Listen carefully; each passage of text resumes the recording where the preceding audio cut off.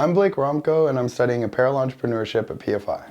Growing up, my parents always wanted me to do engineering, and of course they told me, you should do engineering. So of course I was like, no, not gonna do engineering, why would I do that? In high school, I saw a lot of deconstructed, like, high-end denim, and come senior year, I needed to pick what I wanted to do after that. And I was like, you know what, this is kind of fun.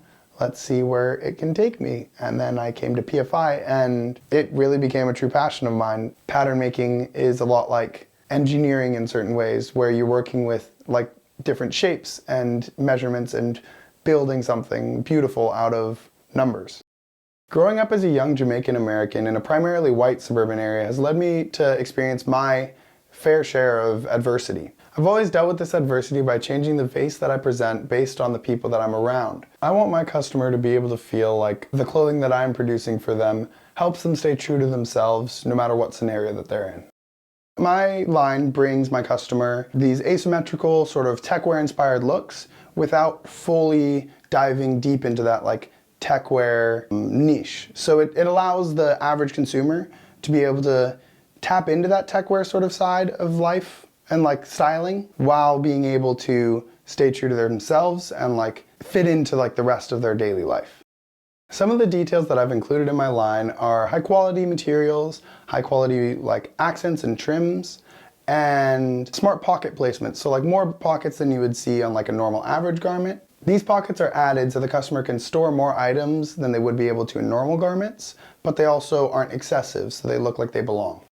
So usually when inspiration hits, I'll take the inspiration and jot down some rough ideas into my sketchbook and slowly like finalize a design in the sketchbook. Once that design's been finalized, I'll move it into Illustrator, mock up some flats of it, and take those flats and move to a pattern making software until I get a pattern that I'm happy with. Then I'll print the pattern out, cut some fabric out, and sew up a couple prototypes and move through the like prototyping process, adjusting fit as necessary, until I'm happy with the like final garment and it's at a high quality that my line ensures. One of the challenges that I experienced while developing my line is as a small scale designer, you don't really have the option to just go out and develop new materials. So if you can't find the material that you're looking for, you have to just work around that and find some new material. While I was designing this pair of pants, I wasn't able to find the material that I was looking for. I was looking for more of like a holographic sort of PVC material, and I couldn't find it anywhere. So I had to work around that and overcome that and just sort of work with what was available to me.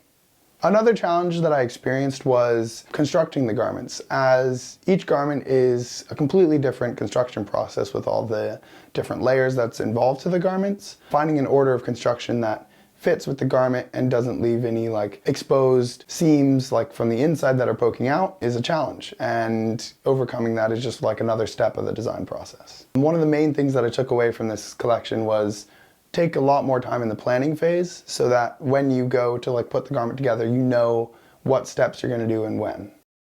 After developing this line, I could see myself going into the industry and pursuing a job in women's lifestyle apparel. When designing for women, you have a lot more creative control over the design choices, the design elements, and where the clothing goes.